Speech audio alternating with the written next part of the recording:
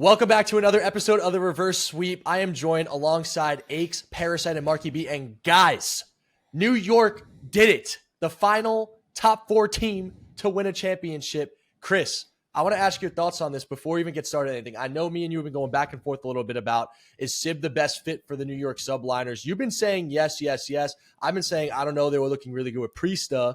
So I want to hear your thoughts, Chris, before we get into anything, how you feel about this tournament. What do you think about New York Subliners? And was I wrong? So, yeah, you were definitely wrong. New York Subliners came out to play this tournament. Their hard point took a complete, 180. They were pretty poor in hard point, but at this tournament, I think they've won the last 10. They took down FaZe in the grand finals, a team that they struggled against previously. HyDra was at his best. Kismet was back into form, and Sib has been playing really good for this team the entire major. A lot of people have been criticizing Sib and the New York Subliners for the change, and everyone was asking, was this the right change? Did they even need to make a change? Listen, at the end of the day, what you want to say. Sib was not the problem as to why this team was fumbling the bag early on and why they were consistently placing fourth. It was solely on Kismet and everybody else just kind of finding their form. Dante played great for this team. Dante's been good for this team. Kismet has been subpar on LAN especially. He was struggling, dropping 0.8s, 0.7s at times for this team, and they were still managing to get fourth. But now, you see what happens when Kismet plays back into that BULLDOG form. We haven't seen Kismet play this level of COD since Modern Warfare 2. So, yeah, New York were able to get that W on that board, finally.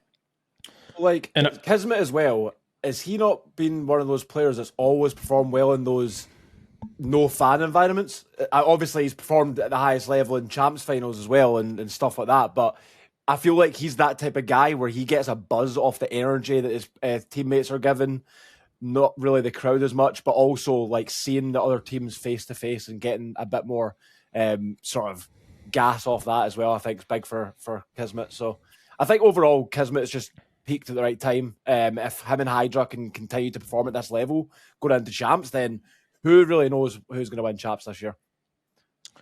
Yeah, I'm glad that the New York won an event because now we can literally each top 4 team got one.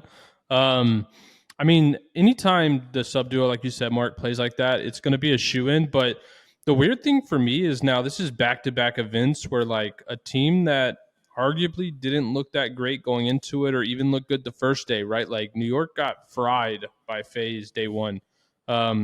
Just got hot the last 2 days of the tournament and basically ran the table with everybody. So it's weird that kind of happened back-to-back events. But yeah, congrats to New York. That was a big win for them. You know what it is, Pat? Because this online shit is just a lie, bro. Every single time these stages happen, we think this team's going to be good. We think this team's going to be the 5th, 6th best team. We think this team's going to run the table at these tournaments.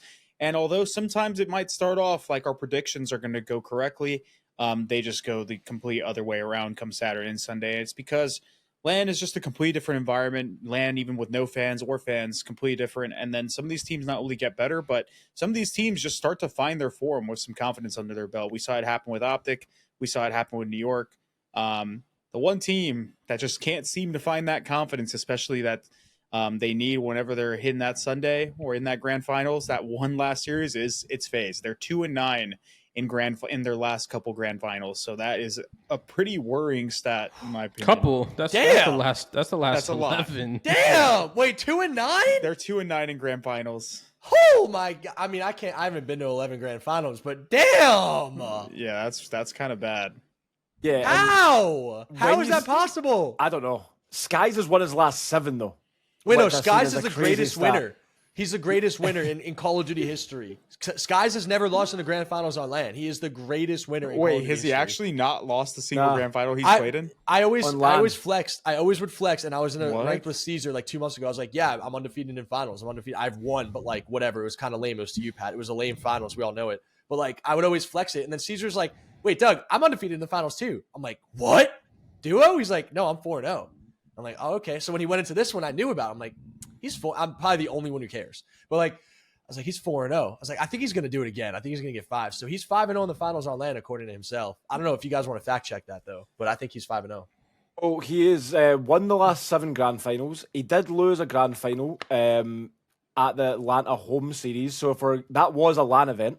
Oh, he did. So if we're including those home series events where not every team was there on MW, then he has lost a LAN final. But he has won his last 7, including those. But if you just count purely tournament format with every team there, he is undefeated in finals. And so this is still. insane. Wait, This where is did how he I win feel. 7? I know he won 3 last year and now 1 this year. Where are the other ones come from? The other 2 home series I'm talking about for on MW. So he had 3 finals appearances on MW. Well, won. if we're gonna count those as wins, then we have to count the 1 loss as a loss. Yeah. Yeah. So it depends the way you look at it. With home series, Either way, still 7 and 1. One loss is kind of typical. Yeah. Out of all those tournament finals. And this is why I feel there's 2 reasons. And our next talking point's about FaZe, but I really want to drill this home because Chris, me and you've been going back and forth. Is New York better with Priesta or Sib? You went strong against me saying that Sib is better for the team, Priesta is not. And I was making the argument, look, 3 championships in a year compared to a better, yes, Sib's more talented, he's a better player. I think at this event, a big reason for their win, obviously, is Kismet playing really well, but I think it's Caesar taking a back seat as well because he had the least damage on his team. Because when I look at stats, I'm looking at how they're distributed amongst the team and how they affect the players on the team. Skyz and Sib both went neg, but Sib put up a lot of damage and a lot of kills. He had 114 kills. Skyz only had 87 kills, which was a lobby low, but they kind of dominated in the respawns, honestly. Straight up dominated. And that's the thing about Skyz. He could drop that 1.5 in a champs final and dominate a team, but he could also be that guy. He's only basically dropping a 1, but he's spacing the map accordingly for his teammates. So I think New York got hot at the right time. I think Kismet clearly stepped up to a whole nother level because you're right about that, Chris. Kismet has not been performing well this year, but then Skyz changed his play style a bit. And it seems like even Sender was saying it. He's like, we're playing Call of Duty. We're playing the game now. So they were able to tweak their playing styles, in my opinion. And that's a big reason why I think they won. Yeah, no, I agree with you. But yeah, I mean, people can argue that Priesta, they won more with Priesta, but at the same time, the competition was just worse, in my opinion. I think the competition this year is, at least among the top 4, is just higher, with OpTic having that superstar roster, Toronto having the superstar roster, and then obviously FaZe and New York kind of staying the same with 1 change, and then FaZe even upgrading in their own right. So the competition's never been at a more high point. Every single top 4 team has won a tournament this year, which is insane. Before we talk about FaZe, I just want to remind you guys, 54% of you aren't subscribed. So make sure you hit that sub button below and you'll see when all the videos go live, as well as making sure you get your comments in the comments section below for the community questions section at the end of the show. Talking about FaZe, we touched on it there. They have been 2-9 in grand finals. What do you think goes wrong for them in those moments? We spoke about this after, I think it was the Boston event? It was one of the events earlier on in the year. I mean, they've had multiple of these situations where they look final going into the grand finals, and then they just lose that first map, and it's if everything just comes crumbling down. They have those moments in games where usually they clutch up and they start to choke. What do you think goes wrong there for them, guys? I genuinely don't know. I'm at that point where it makes no sense.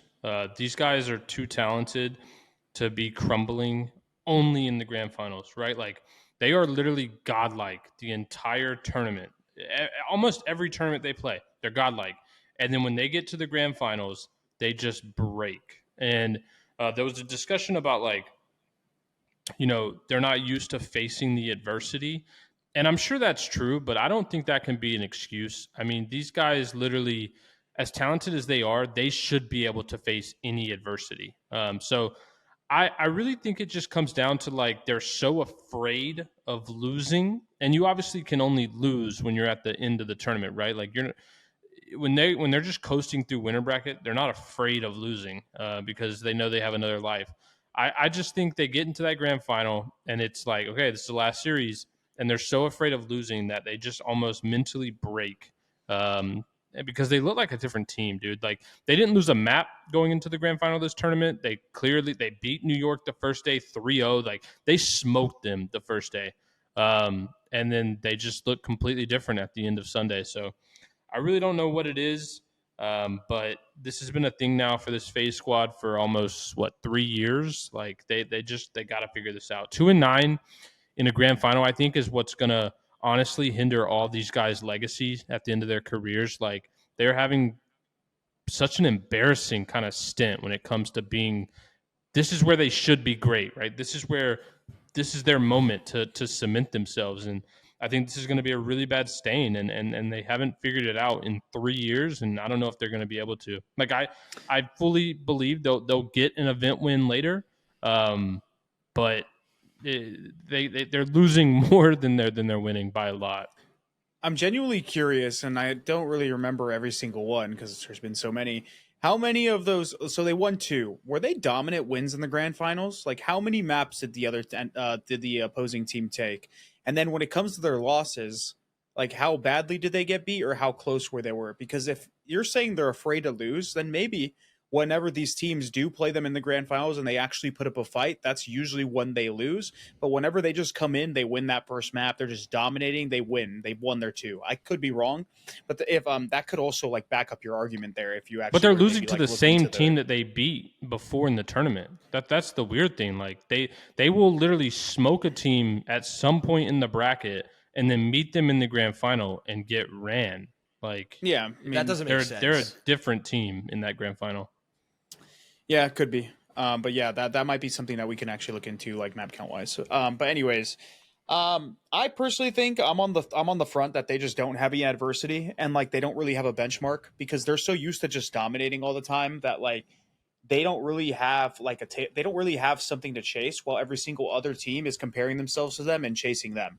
So whenever they match up in these matches, like all these teams are studying this team so hard while trying to like improve and basically trying to take their formula and counter it or perfect it, while FaZe is literally just playing their game and their game alone. And I'm sure they can like study and sit there and look at other teams, but objectively, like they know they're the better team, and like they don't really have like I was struggling putting this into words, but they don't really have something to chase, like a team to get better, a team to like really look at and be like, wow, can we really take this much from them and apply it to our game? So it might be just hurting them in the long run. Like we were making a joke about it, but like maybe they need a scrim or like do something like at a disadvantage. Like they don't like try to like improve. I know you, Pat, you were saying they don't need to improve because they're already so good, but like how I just how don't is think that going to that's hurt their them? issue, You know though, what I mean? Chris. Like, what is them scrimming with the disadvantage going to change? Well, they're still godlike every part of the tournament except the end. Like,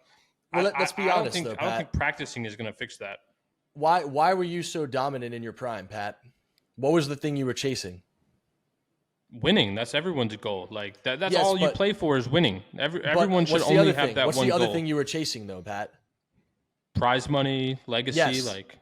Exactly. So once you get that and you're cemented in that, doesn't it change you in ways, Pat?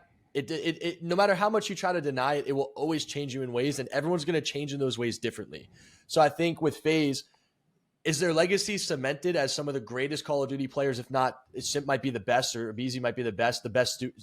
Are they the greatest of all time? Maybe. Do they have rings? They have 2.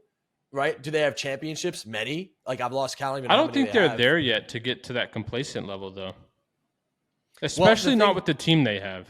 Yeah, but you also have to think about the struggle day to day, though, Pat. Like, are these guys actually struggling? They are going to a nice facility. They probably have all their own homes. They definitely are doing well with everything that's going on in their life. So there's not much of a struggle. You have stable situations everywhere you're looking. I think when we were coming up in our generation, all of us were fighting this question of what's our life going to be next year? Do we have a future in this Call of Duty thing? I don't know, but the only way we're going to know is if we win. If we win, then we could get to the finish line, right? So I think with FaZe, it's like we know we're going to be back next year. We know we're going to be dominating in scrims. We know we're going to be back in another finals. We know we're going to make a lot of prize money. We know we're going to have a lot of stability. And I think that alone could change you in ways, no matter how much you try to fight that thought. I would agree with you, Doug, and I think that's a totally fair argument to make if this was like the first few times. Like, the way you frame it, it makes it seem like they need to get like humbled to get their hunger back, but it's like definitely not. No, definitely not. But they're 2-9. Like, how many times can you get punched in the mouth in a grand final that you don't get to the point where you're like, damn, like I'm sick of losing. Like I can never let this happen again. That's what I don't understand. Like, I think it's the maybe chasing they just don't aspect, care. though. I don't know. No, Maybe they don't care as much now that they're obviously accomplished and have money and are in good positions. But like, bro, you can't tell me that any one of us here could go to a grand final and get punched in our mouth and embarrassed 2 for 9 and not feel differently after. I feel like I don't see their hunger change. Like, bro, they should be coming. We had like a 30-minute segment about this earlier this year about how like these guys should be coming into the venue knowing they are better than everybody and showing it all 3 days of the tournament. And what I don't understand is like, why does that just stop happening in the grand final? Why does it happen every moment until that one series?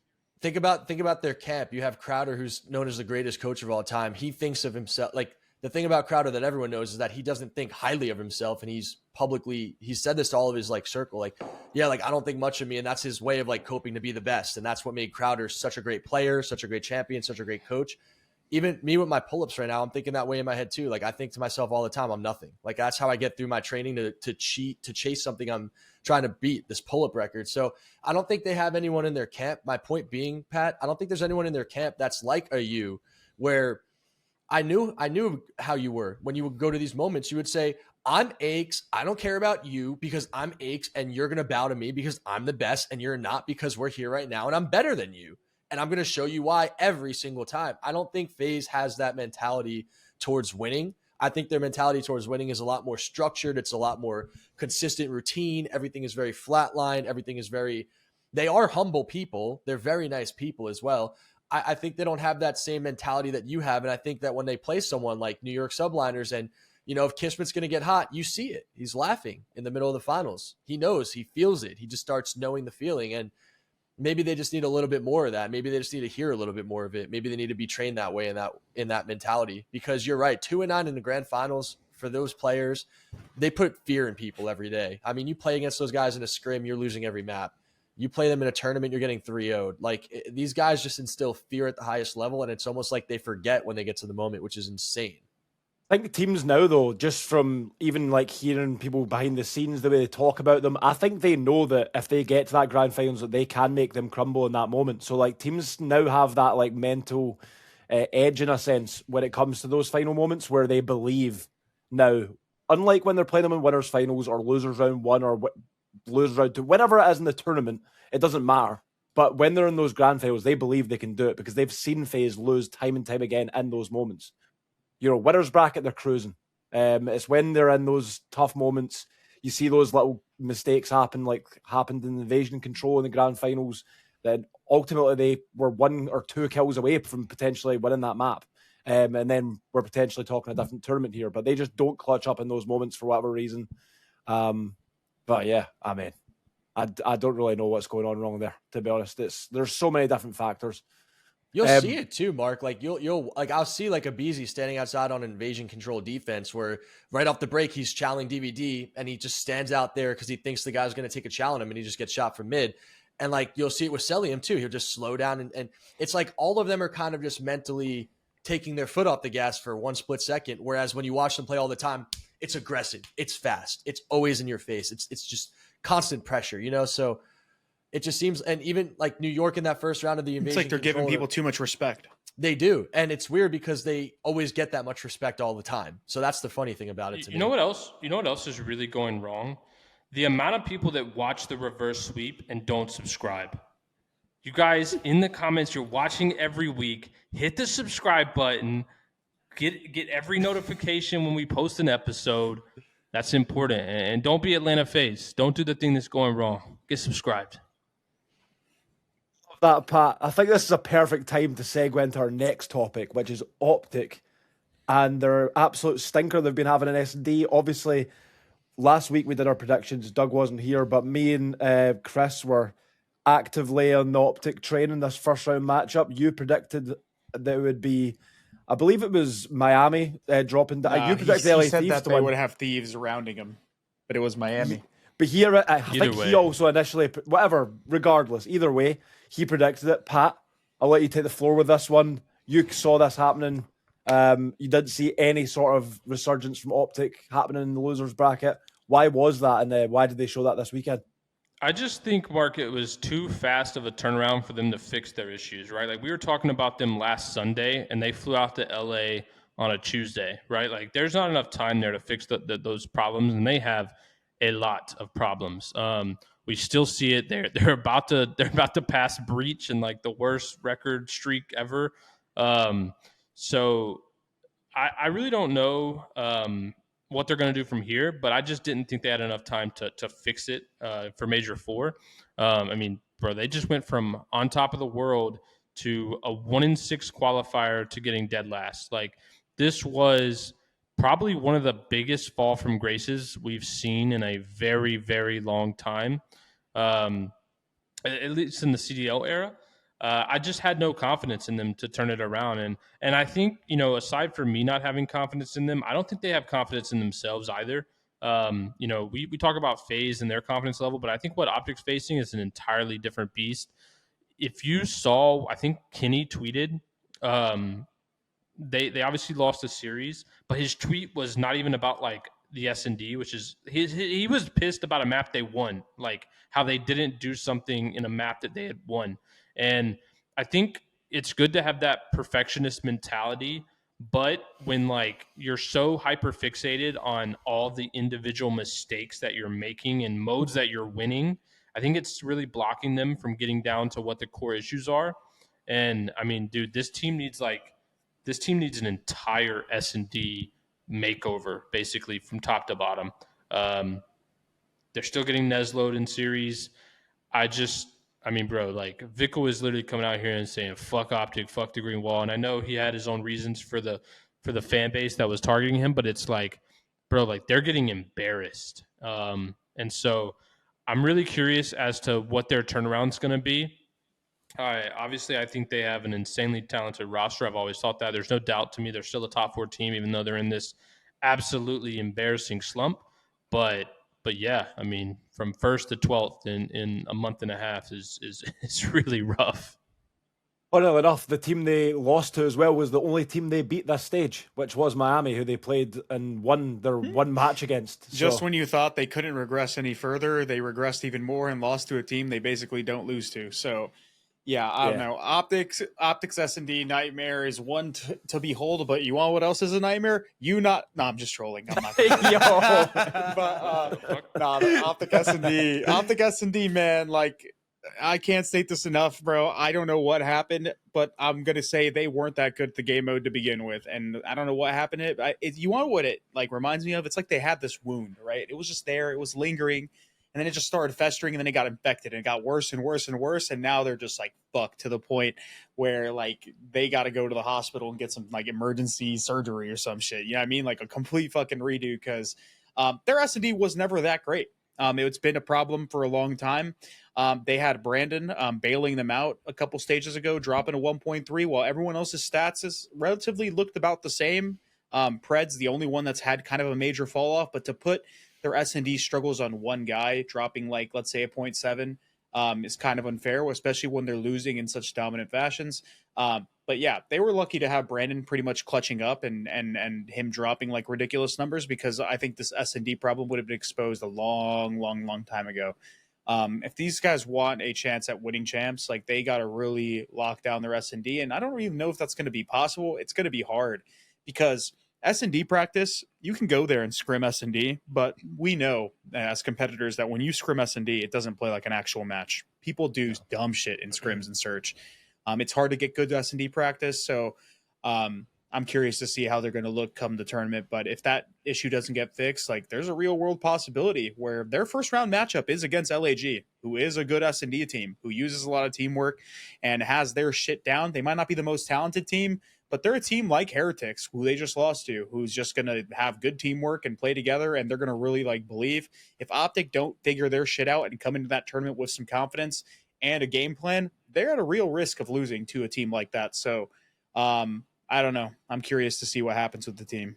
That's very fair to say, Chris, because you've been on the LAG bandwagon all year. And to be honest with you, I'm kind of joining them right now. Based off what I've been watching from them, they seem very confident. I'm very familiar with these players playing against them in challengers. I know what they can do on LAN. And they're looking really good right now. And OpTic is not looking really good. And OpTic has a lot of strong personalities on their team. They have a lot of proven Call of Duty greats on their team in a lot of different ways. So I'm very curious to see how they're going to bounce back after all of this. They're not going to have it easy. They do have the home crowd buff. What's the S&D losing record? Does Breach, do I think we it's have 13. that right now? Yeah, I think it's 13. What are they at right now? How many 12, maps in a I row think. has it been? 12? I could see a world where this goes to map 5, and I'm not trying to prey on their downfall here, and I don't care about the stats and all that stuff. But Chris, you're pretty much hitting the nail on the head. They never were that good at S&D. Dashy was absolutely frying in S&D when they won the major. Invasion, Search, and Destroy. I mean, aBeZy had a couple of bad 1v1s on Pred. Dashy had a couple of bailout clutches, legacy clutches. If I'm OpTic, I'm reworking the way I play S&D completely. Honestly, I don't even care about respawn because that's just going to be a natural, hey, Pred and Shotzzy start like how Pred says it. Let's just get hyped. Let's just scream. Let's just get, build energy off of each other and just run around and kill everyone because we're that talented. Respawn is going to be a very rhythmic game on land, especially if you pop a 2-piece and the crowd's going crazy. Work on your first bloods in S&D. Work on your nades. Work on some misdirection plays. Maybe you throw your tacticals at a bomb site, then you go to a different bomb site and have someone hit a late pinch. Work on little things like that because that's gonna be what it is for OpTic at Champs if they win or lose the event, whether or not they could clutch up in S&D. And right now, there's just better teams in S&D than them. There's just better teams simply. A lot put. of So they're the gonna have a to lot win of that mode. a lot of the lower tier teams have been getting better at search. You've been seeing a lot more upsets from like NYSLs and stuff like that. So that's going to be tough for them. But I mean, just things I want to see from them is they just need to play more together. Like when they play these scrims at home, like I know that a lot of this stuff isn't replicable, but just try to group up more. They're so used to throwing out the Shotzzy Pokemon ball or Pred playing an island and Brandon and fucking Kenny just sitting in the back of the map. Like they got to start grouping up and team hitting stuff more. I feel like we've seen a lot of these teams like Heretics, like FaZe, New York, Toronto, and stuff like that, where they're just grouping like way better than a team like OpTic does, where they're just kind of like solo challenging and hoping that people get through. And I feel like that's just not working for them. But yeah, I mean, that's probably all we got to say about OpTic. I mean, it's just their S&D has just been fucking abysmal, man. How poetic though, Chris, to lose a game 5 round 11 to Heretics and S&D on Karachi, and they had first bloods and everything too. Yeah, especially and after all of the stuff that all the shit that they talked to that team. I'm honestly like I'm not glad that I'm not preying on their downfall. I'm glad there were so many upsets this event because it truly made it interesting to see where these teams came and went, and we also got to see some matchups for like some like champs qualifications and all these like high stakes environments. So kind of glad that like Toronto lost to New York because I was sick of seeing a FaZe Toronto final, and I'm kind of also glad that OpTic obviously bombed out as expected based on their performances online because we got to see another team join the top 4. Mark, did you have LAG making it far in this tournament? Nah, not at all. And I think that's what what Chris just said is a great point in terms of the upsets at this event. I think a big factor to that being the champs being on the line for a lot of these teams. That round 1 upset from LAG against Ultra, for example. I feel like Ultra just came in. They've been smacking them about all season. They just had their feet up and expected to just breeze through them in that winners round 1. I mean, we all did, to be honest. And I think that sort of seeped into their mentality for that game. Obviously, they made a decent little loser run to top 4 Ultra. But I think that a lot of the upsets this event were probably caused from that mentality switch between the teams already solidified for champs, the teams already guaranteed in that sort of top 4 position, thinking they're just going to breeze through these sort of bottom 8 teams. And now at the end of the season, we're seeing these bottom 8 teams make a bit of a resurgence through their S&D and through grinding out those respawns when they need to against the top teams. So LAG, yeah, I didn't expect them to finish top 3 by any stretch of the imagination. I thought top 6 was about their like limit as a team. I thought if there was any team out of those sort of top 4 that qualified. To be fair, I do think top 6 is kind of their ceiling. I think the reason they got that far was obviously because they caused an upset, which is cool, but that doesn't guarantee them the placing. There was another upset essentially with OpTic not being in the winners bracket, and then that just making it like further easier because they did play Thieves to get to the top 3. So I think ceiling wise, they're still right around the same point. The thing is about this team that when it comes down to them upsetting these top 4 teams is we've seen it happen before online, and we've seen them have competitive series online, even when they were dog shit. They beat FaZe.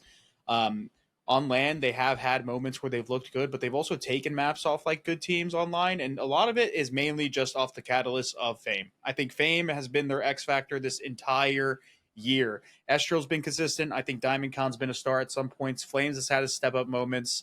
But Fame, I always feel like whenever they beat a good team, he plays well. And then whenever they lose, or like if they were to lose to a bottom team, he just has like a 0.6, 0.7. Like he's been that player for this team for a while, and you saw it when they played Toronto. He played well. So I feel like they have the potential to win a series against a top 4 team, but it's just so hard for them to do it multiple times in an event because they're just way too inconsistent as like individuals. They got a blessed bracket. They beat the Thieves, a team that they'd never lose to on land. So listen, as much as I'm going to give them props for the culture and what they were able to accomplish with the season, like I can't give them props in terms of anything else because they still got absolutely horked on online, and they still basically got a top 3 off of beating a team that they basically never lose to. So congratulations to LAG. They're definitely better on land. You can't argue against that. They are the highest placing land team in the top 8, but that's as far as pretty much they go, just like the rest of if anything, this is like, it's props to LAG, but more so, this is just embarrassing for any team underneath them. You should be embarrassed because you probably have infinitely more resources, and you pretty much got to cherry pick your roster with veterans and up and coming talent, while this team was essentially just a challenger team that all believed in each other. Are you throwing shade at me, Chris? Are you throwing shade at Boston Breach? I'm throwing shade at a lot of teams because they're shadow terrible. GM of Boston Breach. To be fair, any org could have picked up the Gwinn guys that I was shipping from the off season, and no one did. Anyone could have got them, and I think that team could have finished like solid 5th best team in the league by far. Do you know what's crazy? I think this is worth mentioning. LAG, as you guys all know, have always been renowned within the CDL since they joined an MW as being a team that spends a lot of money. And funnily enough, the best season they've had has been the year they've not spent as much money. So yeah, but I think it's I mentioned this before. I think it's less about how much money they spent and more about who they don't have running the team, right? Like they had the same coaching staff, management, etc., running that org for the first 4 years or whatever it was, when they were, having all these terrible placings, not qualified for champs. They finally cleaned house last year, like fired everybody. There's literally one person running operations there, and they just put together like the coach literally team. The coach literally outside of them not being able to sign other players because they're not intent on spending extra money, their coach makes all their decisions. Their coach pretty much made the team that they have. But I think what that speaks to, Chris, and we've talked about this a lot on multiple episodes, is some of the people who are in charge or have been in charge of CDL teams are the complete wrong people, and that's why we've seen such lackluster results from so many people. And, now like it was as simple as just hiring a challengers coach to pick up a squad, and they spent probably no money and had their best year. Like I think it just goes to speak like the people making decisions at some of these orgs are not the people that should be. And I think it's who was making decisions at LAG for the first 4 years?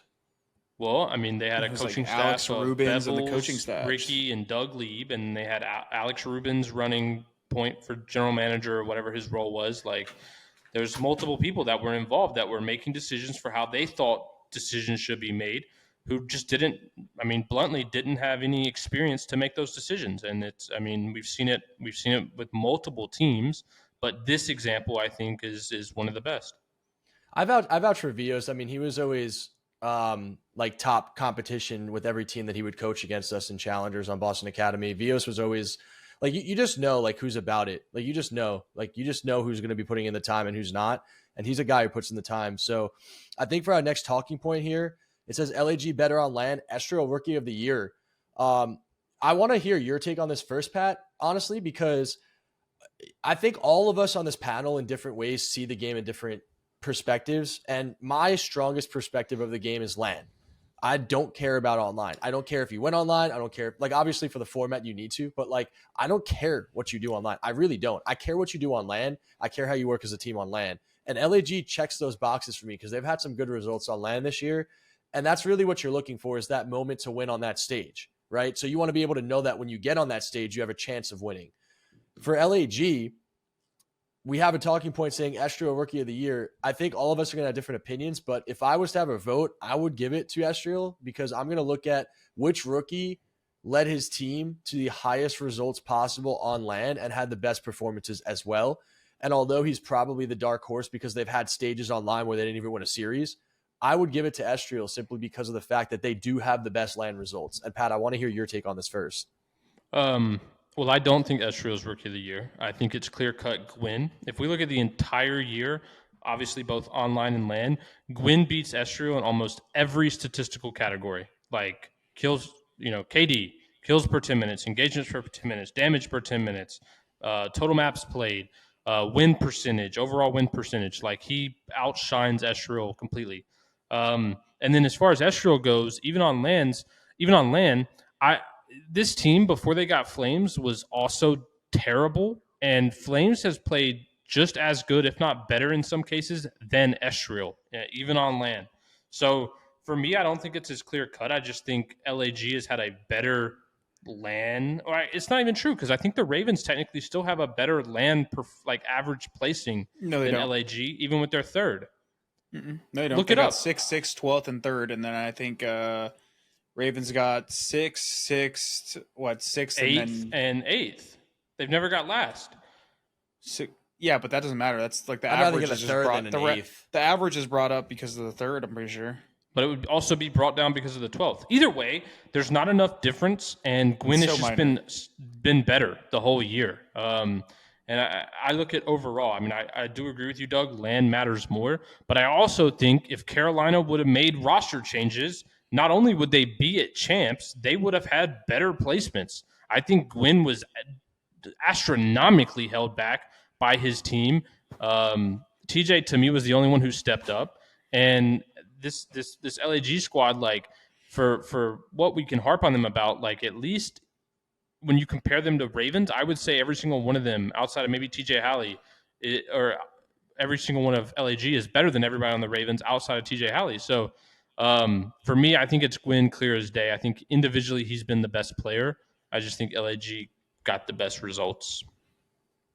Yeah, I'm probably going to agree with Pat. You can make the case, Estreal, and I'm going to agree, like from a completely unbiased perspective here, because as everyone knows, I love LAG. Those are my boys. But it's definitely Gwinn. Gwinn was pretty much the star for this Ravens team throughout the entire season. As much as LAN definitely matters, online is still encompassing, the entire season. So bar for bar, like you have to give it to Gwinn because he again leads every stat category, and then even like Ben, they won way more. Yes, LAN matters more, but at the end of the day, it's not like Estreal was like the only reason why this team was successful on LAN. I think it was like everyone had a part in their success. Diamond Cut had a lot of standout series. When Fame did play well, he had ridiculous series. Flames played good. Even Assault played good in some series that they won on LAN back when they still had him on the roster. But when it comes to like Ravens, if Gwinn did not play good online, this team would have literally been arguably just as bad as Boston in terms of their record online. Gwinn had some insane series online that kept them even relatively in the close to the running of champs. Their online record sure might be better than their LAN record, or their placements might be like, or not placements, but their like LAN and online record might be close to the same. But if it wasn't for Gwinn just actually being him for the most part for this team wouldn't have been close to qualifying for champs. While LAG's was more of a collective effort or collective downfall as to why they almost didn't qualify, rather than just like one person almost solo carrying to their qualification spot. So as much as it's a heartbreak for Gwinn, I think that he obviously was the Rookie of the Year. Well, I agree with both of you. I think Gwynn's got to take it for me. I think it's just simple. Like, there's so many variables, there's so many different things to consider, but I think tomorrow, if you're making a decision on your roster, are you taking Gwinn or Estreal? You're taking Gwinn every day of the week. So for me, I think Gwinn deserves it from his individual performances. Carolina, not a great squad. And this LAG, usually happens with some right? great results on LAN. MVP, Rookie of the Year, it's only it's voted on at the end of the year, right? So it's very easy to have recency bias at these like end of year events to kind of sway your vote. But like if you step back and really look at the overall picture, I really don't see an argument that can be made that not Gwinn. Yeah. And one thing that's interesting this year is that we've not really got a rookie. Every single other year we've had a rookie that's came in and like won a championship or like been in that sort of even the MVP conversation in a sense in a lot of ways. This year we don't really have that. A lot of the rookies that have came through haven't really done much, to be honest. I mean, obviously that top 3 is like is that the highest placement for a rookie? Has to be, right? This year, yeah. What do you mean, this year? Yeah, This exactly. year, So I mean, that just goes to show that the sort of rookie players that have came in this year, obviously you're not seeing the likes of the Scraps, the HyDras, the Insights, like all these sort of players are coming through who've sort of made big changes to whatever team they've joined and almost changed the entire franchise history in a sense. So you've not really seen that this year, but still some good players coming through. I mentioned his name actually in Scrap, and Toronto themselves this weekend had a very strange event. They came in against LAG round 1. We all predicted Toronto to cruise through that. Then they obviously ultimately lose that one, go through a little bit of a loser's bracket run, then come up against NYSL and are bombed out the tournament. A lot of people are actually now saying that there needs to be a conversation in regards to Toronto's Sunday performances. Personally, I'm not quite bought into that yet, but there's definitely a conversation to be had. What do you think went wrong for them this Sunday? Is it coming up against a hot New York, or is it just simply them getting nervous on Sundays? What's your thoughts on that, Doug? They're saving the energy for champs. I think this is kind of the angle I think Pat would want to take here, because I think a team like Toronto knows that they're good enough to win. They haven't been doing that well on the Sundays, but I've seen a lot of weaknesses from all the top 4 teams. We've said it after every event. We all agreed. Toronto looked final after the first event. FaZe looked final after the second event. OpTic, we didn't say looked final, but they dominated to win the event better than every other team did. And now New York got hot. So it's kind of like in all these competitors' head, they're kind of looking at it like, okay, we all have a reset button for champs regardless. There was no fans at this event. It obviously has a lesser intensity to it simply because it doesn't feel as dramatic if you're a player playing in this moment.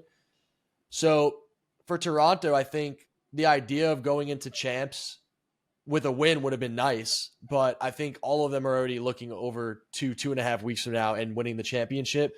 And I think that we saw a lot of weaknesses in Toronto, specifically with Envoy in some of the maps. He had a couple of slow starts, but then again, all of them had a slow start in that New York series. They just got 3-0'd so quick and they all got smoked. So honestly, I don't really see this as anything other than New York was hot. It was their time to win. And for Toronto, this is a great learning lesson, because this is one of those series that I haven't really seen from them all year, where they got hit with a hot 3-0, DoorDash challenge, smoked out of the major on Championship Sunday. I mean, they never played that bad. No, Never. and it kind of reminds me of last year when they got smoked out of the Sunday at Champs Finals, and it's almost the same thing. So I think it's a great refresher for all their heads to be like, remember how this happened to us last year? It just happened to us again. Let's fix this now so that this doesn't happen in 2.5 weeks when we actually play for the ring. To be I fair, think the only reason people are having this conversation. I was going dude, OpTic smoked them at they got finals smoked. in Major 3. I think people are only saying this because they got like dominated in the last final, and then they obviously they lost and got dominated here in the losers bracket. But when it comes down to this conversation, you could say that for all the teams that aren't winning. We already said that about FaZe. Oh yeah, they can't close grand finals. So same thing. It's Sunday. Oh, OpTic. Oh, they can't even. Well, they didn't even make it to Sunday. But oh, look, they lost to FaZe in Sunday. Like, oh, and then the first major they did. You know what I mean? Like, we can have this conversation for every team that doesn't win. So to just like put this on Toronto because they just happen to like bomb out and get like slammed is just completely unfair. In my opinion, I think this team is good enough to win tournaments. Obviously, they won the first one, but I think we're just like in a really competitive era. And sometimes it comes down to who gets hot. Sometimes it comes down to like just day-to-day Call of Duty. Like, they fucked up. They came into the first match against LAG and they lost because they probably slept on that team. I'm not going to lie. They probably just slept on them, didn't care as much. They got slammed. Then they make that losers bracket run. But guess what?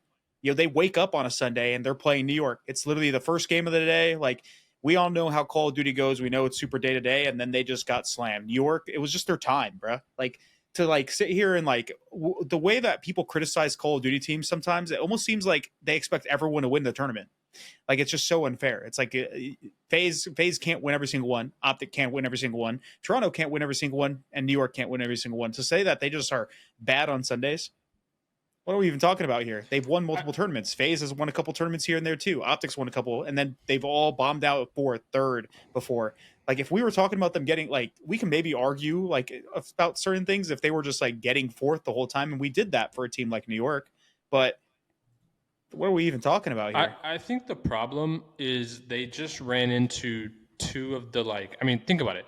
At Major 3, OpTic got insanely hot on Sunday and just ran through everybody. Same thing kind of happened here where New York was just insanely hot on this Sunday and ran through everybody. Toronto just got unlucky and played both teams.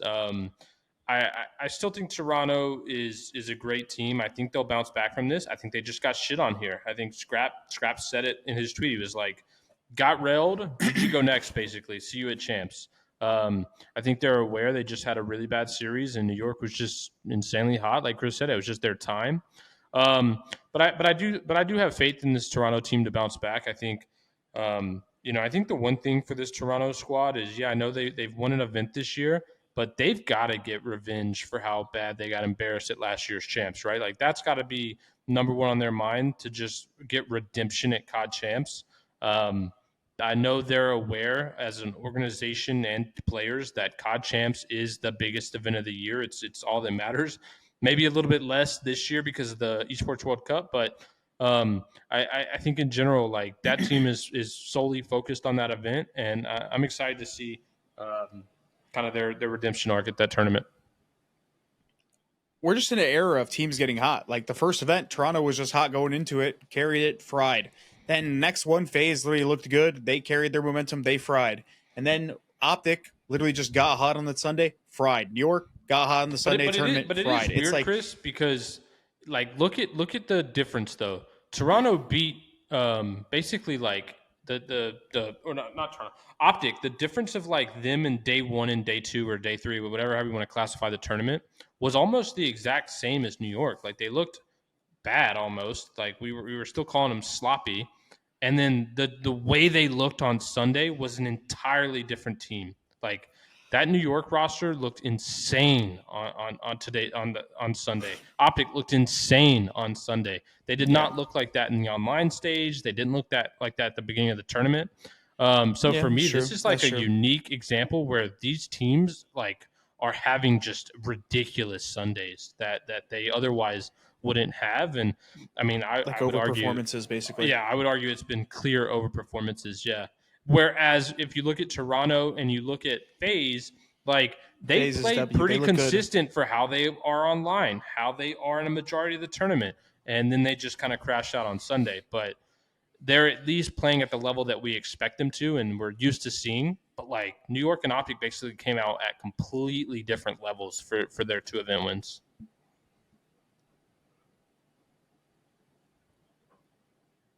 I think we all agree now, though. Going into Champs, we have a crazy, spicy storyline with all 4 teams now winning, like we said earlier in the show. Honestly, I think it's one of those weird things when you win a tournament, especially this year, where it's hard to do it back-to-back, but New York did do that last year. Quick Champs predictions, lads. Right now, who do you think is going to win Champs? Toronto Ultra. You've been saying that all season, Pat. I respect you. Never wavered. Never wavered. Toronto. I'm taking Toronto as well. Oh, shit.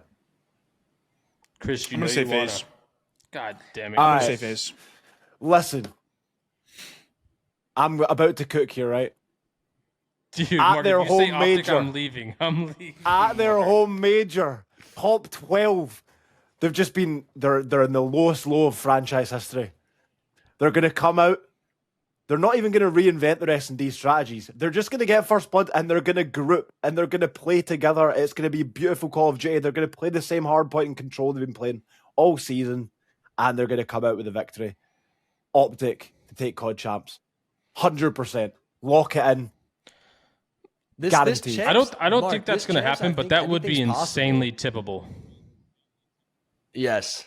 If they did that, that'd be incredible. It would be like the best story. You know, Hex is going to get right on the process with Roger and those boys and be like, all right, boys, come on, time to cook. Like, let's go. It's time to make some of the best content we've ever made. Like, this is going to top the Dynasty content with how low the lows were. I think it would be an amazing, dramatic story.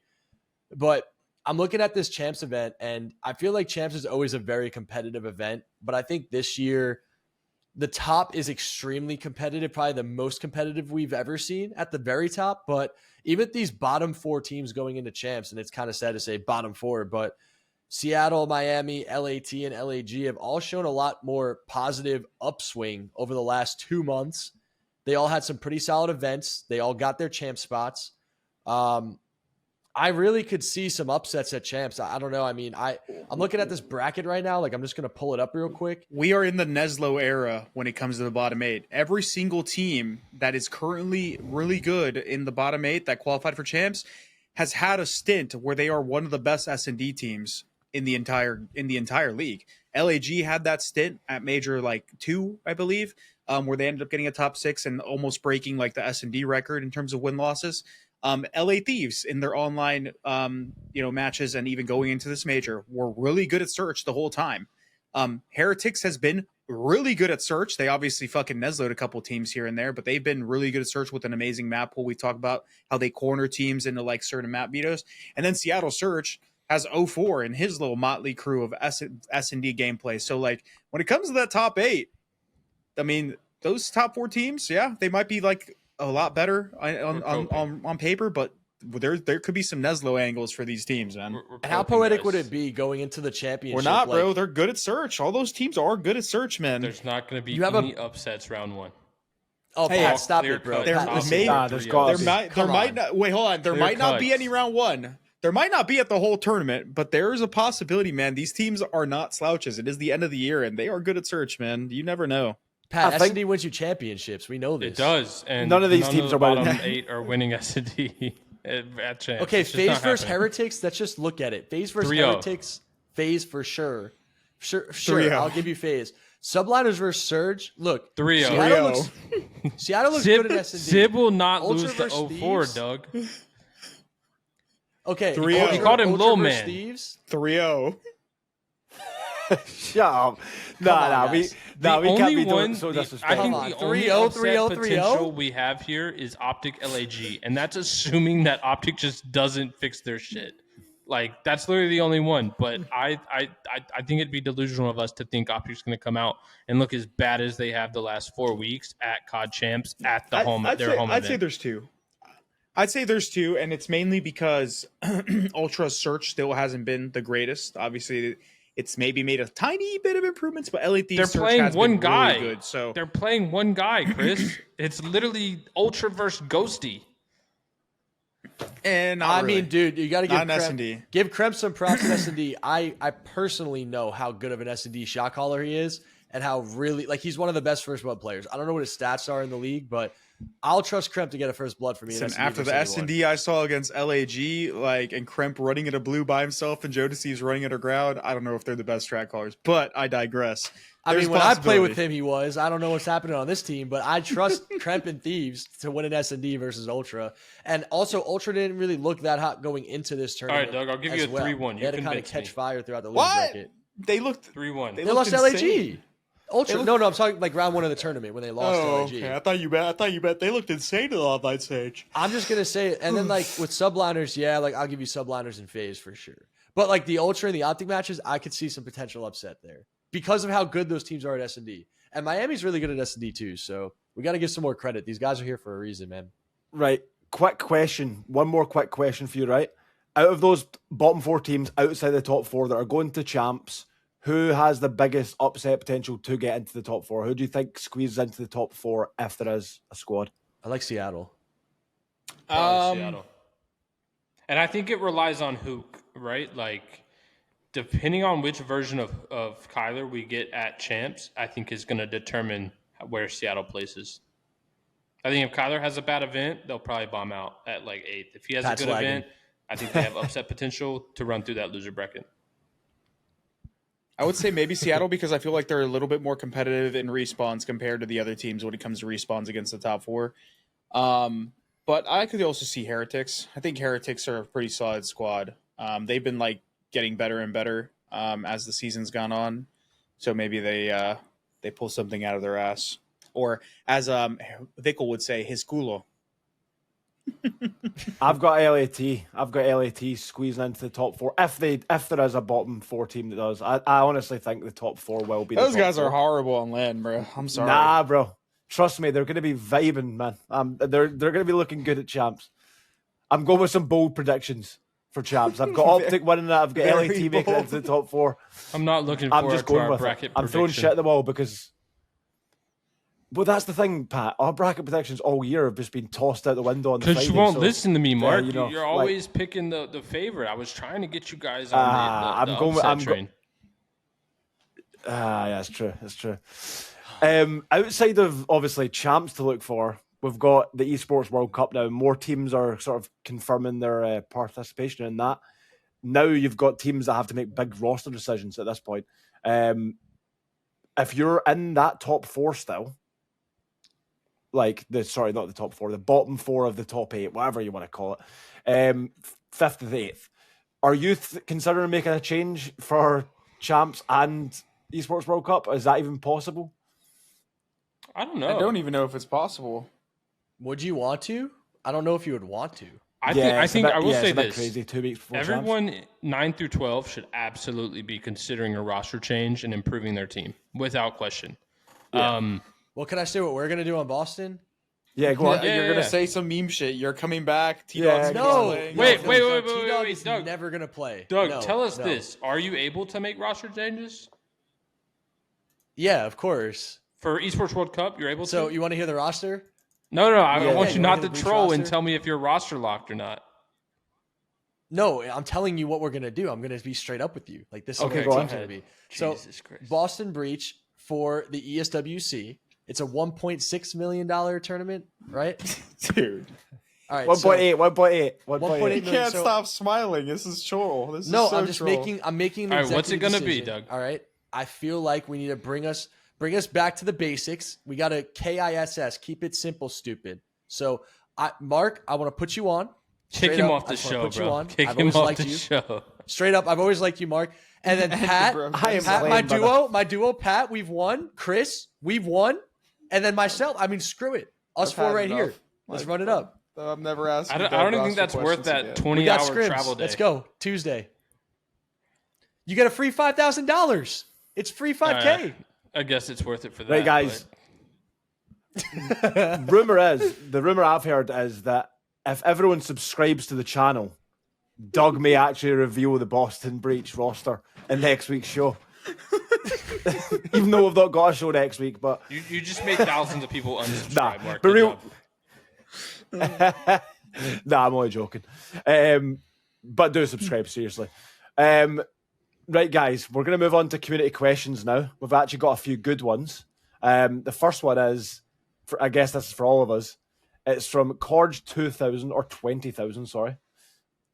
What players did you ego or not play with because they were unproven that you came to regret from their future success and talent? Clayster. That's a good one. What That's point quite a good was one. Clay Wait, so was he drunk then that like, you didn't play what with was he him? like 28 then or something? He had 3 viewers, Standoff, Hardpoint. I teamed with him, Fears, and Saints. And I dropped him, and then he qualified for the champs because of like the Cheese online league play thing. He had like a spot guaranteed, and he was doing tryouts on stream. And I was begging him for a tryout, and he gave me the cold shoulder because I dropped him like 2 months beforehand. And I was like, Clay, like, I know I dropped you, bro. I was listening to Fears. It was a mistake, bro. You know I'm the best pick for your team. Put me on your team. Put me in these scrims. And he hard cold said nothing to me. He picked up Europeans, and he got smoked. I think he got like T24 at the event. And I was like, I didn't say was a anything bad to him, decision. but I'm just like, dude, like, I know you're being petty, but come on, bro. Like, we got to win That's some money funny. here. So yeah, that's mine. I honestly don't think I've had one because I feel like throughout my actual playing years as a good player, I felt like I was always on a good team. And then whenever I basically fell into the lower echelon of players, I pretty much was open to team with anyone. I teamed with like Llama Gods and Colt Havocs and all this stuff when they were all up and coming. So I don't really ever feel like I had an issue with that. Maybe the only one that I can think of is I dropped Royalty back in Advanced Warfare after we got like 3rd because our Parliament uplink came into play, and he played on a ridiculously high sense. So if we played that map, it was cooked. He couldn't aim at long ranges, so we had to get rid of him. And then we ended up picking up, I think, Aqua, and we got worse. So, yeah, maybe I guess just dropping royalty was probably a bad idea on that team. I don't think I have any that I passed on. I guess there's one you could say, which I don't think this was even possible, but like there was a point on that 2019 Envy squad where Kyler wanted to play with Cellium, and in my head it was like there's not even a point of entertaining this because it's not possible. FaZe was not letting Cellium go, even though Cellium at the time wanted to join. But like I've talked about it with Tommy, like Zuma, they were never going to let. Didn't you have opportunities? Did you never have opportunities to play with Seth on your team, like or keep Seth? With your dynasty roster, like because you used to team with Seth on leverage, and then don't really know what happened there. But I mean, is there not a world where you could have kept Seth around, or did you not want to keep him? NMW3 when we teamed with Seth, we Seth, you kind of just like we were playing in. If you guys remember this, it was a weekly warfare tournament during MW3. And Seth sketched mid-series. I think it was like we were up 2-1 against OpTic, and he left our team and joined OpTic, and we got JCap, who OpTic dropped for Seth. That was like the end of me and Seth's tenure as teammates. And then the only time we could have got Seth back technically was in the beginning of Ghost, and then it just never really – that was never really like a passing on him thing. It was just – it was impossible to happen.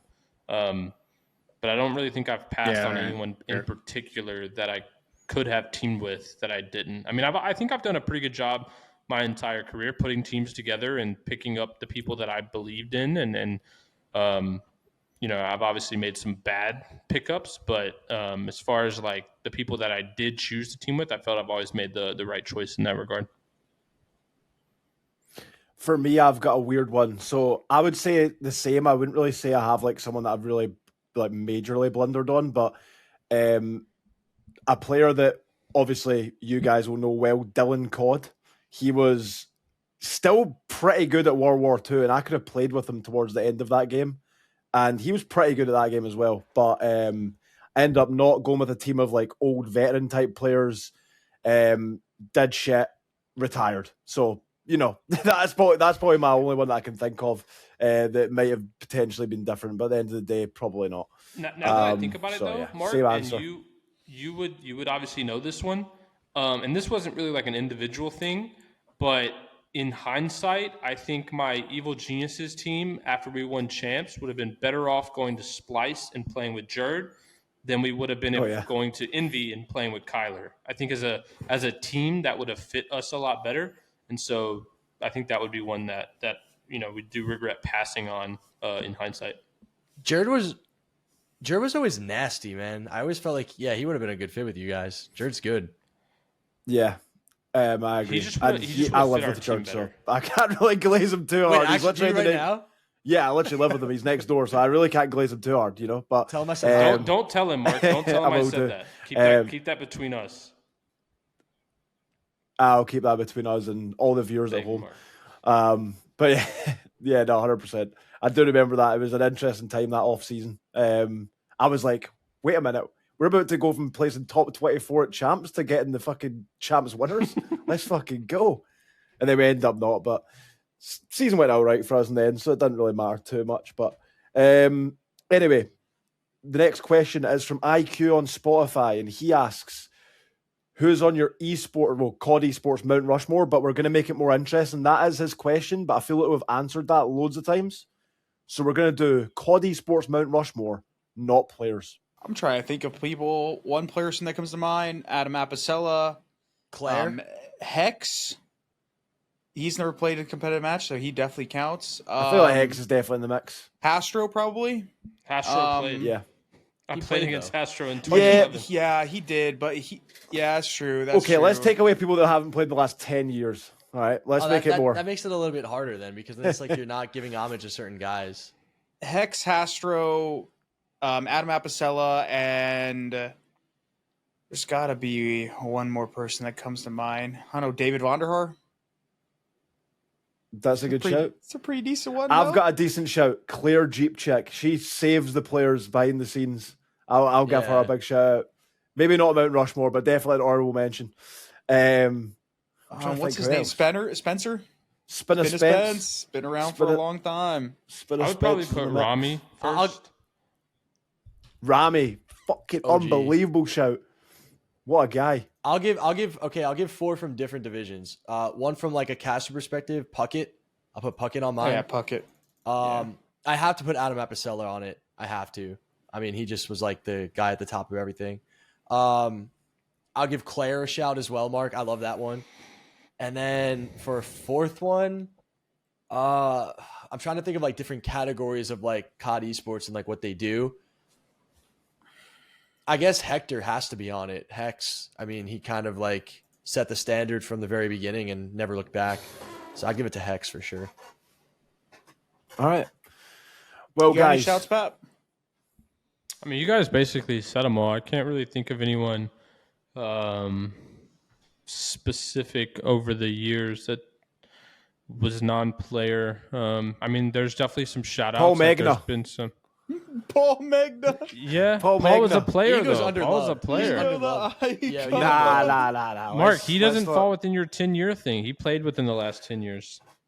That's insane. Paul Magna. Yeah, he probably did. That's a good point. But he's definitely on there. Bring back J-Lu. No, I'm kidding. All right, guys. That's it from us here at Reverse Sweep. I appreciate everyone who's tuned into today's episode. Make sure you like the video. Keep all those good. Wait, Mark, I have one. Okay, go on. Mike and Chris from Deserto. Oh, you like that one, Mark? That's a great shout. That's a great shout. I like that. Good shout. And Loco, everyone at Deserto, really, Luke Edwards, just everyone. Dan, great guys. Everyone. No, but real talk, Mike and Chris definitely in the mix because they were OGs before we hit the show. Yeah, they were the EU scene, bro. Well, yeah, they generally created the Deserto forums, which were originally like what everyone sort of communicated on, found scrims on. They created the rule sets. They were involved in that. They used to even cast matches. So, yeah, I mean, honestly, my bad for not mentioning them because they're definitely in the conversation, to be honest. They were there from day one, and they're still involved behind the scenes. So, shout out to those guys. But like I said, that's it. That's it from us. Make sure you like the video. Keep up those amazing questions in the comments section below. And don't forget to subscribe to the channel. Have a fantastic week, guys. And I'll see you all later.